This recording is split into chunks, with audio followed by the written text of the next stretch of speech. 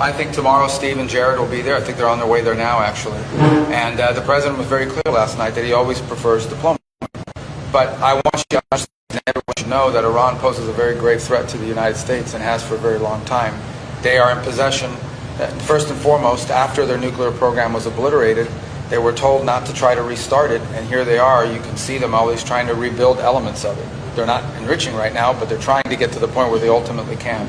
The other thing I would point you to, however, is that Iran possesses a very large number of ballistic missiles, particularly short-range ballistic missiles that threaten the United States and our bases in the region and our partners in the region.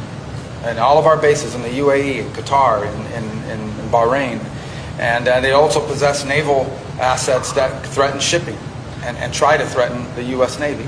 So I want everybody to understand that beyond just the nuclear program, they possess these conventional weapons that are solely designed to attack America and attack Americans if they so choose to do so. These things have to be addressed. The negotiations tomorrow and the talks tomorrow will be largely focused on the nuclear program. And we hope progress can be made, because that's the president's preference, to make progress on the diplomatic front. But it's also important to remember that Iran refuses to talk about the ballistic missiles, to us or to anyone. And that's a big problem. Mr. Secretary, last night the president said that Iran was working to build missiles that will soon reach the U.S. Can you clarify if the U.S. assessment is Iran is actively seeking that capability? Oh, yes. How far away are they? Well, I won't speculate as to how far away they are, but they are certainly trying to achieve, and this is not new, they're trying to achieve intercontinental ballistic missiles. For example, you've seen them try to launch satellites into space. You've seen them increasing the range of the missiles they have now.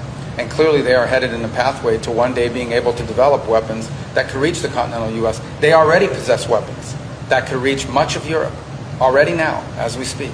And the ranges continue to grow every single year exponentially, which is amazing to me. For a country that's facing sanctions, whose economy is in tatters, whose people are suffering, and somehow they still find the money to invest in missiles of greater and greater capacity every year. This is an unsustainable threat. And we would view that as a grave threat to the United States. But already now they possess missiles that threaten American interests. As we speak, they possess thousands of short-range ballistic missiles that can reach U.S.